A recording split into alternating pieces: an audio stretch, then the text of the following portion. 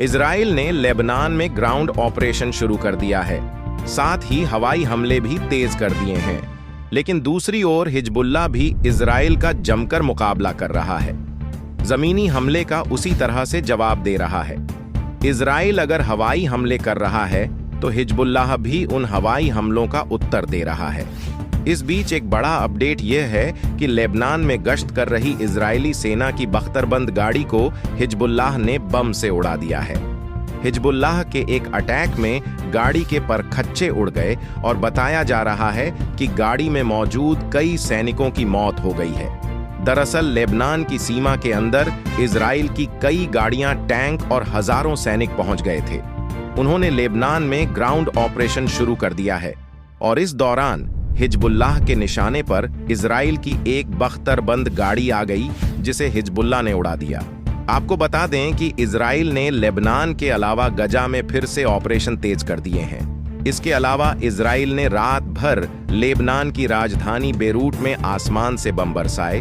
वहीं अज्ञात हमलावरों ने इजराइल के बियर शेबा शहर में लोगों पर हमला कर दिया, जिससे कई लोगों की मौत की खबर आ रही है।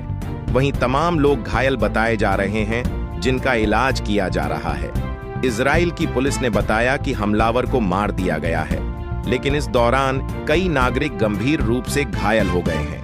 इजराइल ने हिजबुल्लाह और हमास दोनों पर संयुक्त रूप से अटैक किया है। हमास की सैन्य शाखा की ओर से जारी बयान में कहा गया है कि इजरायली सेना और हमास के लड़ाकों के बीच उत्तरी गजा में जबरदस्त लड़ाई हो रही है। 7 अक्टूबर को इस जंग के 1 साल होने पर इजराइल ने गजा में पिछले 1 महीने के बाद पहली बार अपनी सेना भेजी है।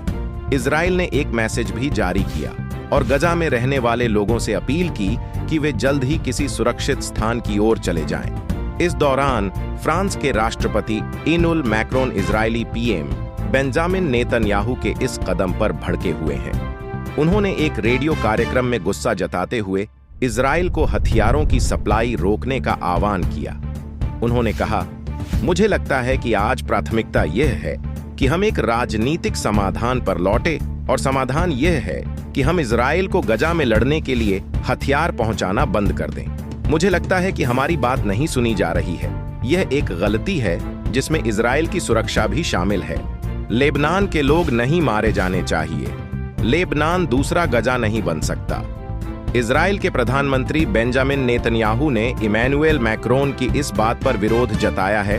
उन्होंने कहा कि जबकि इजराइल ईरान के नेतृत्व वाली बर्बर ताकतों से लड़ रहा है, सभी सभ्य देशों को इजराइल के साथ मजबूती से खड़ा होना चाहिए। फिर भी राष्ट्रपति मैक्रोन और कुछ अन्य पश्चिमी नेता अब इजराइल के खिलाफ हथियार प्रतिबंध लगाने की मांग कर रहे हैं। उन्हें शर्म आनी चाहिए, यानी कि ईरान पर 7 देशों का दबाव बढ़ रहा है। ऐसे में देखना यह होगा कि इजराइल इस स्थिति में क्या करता है।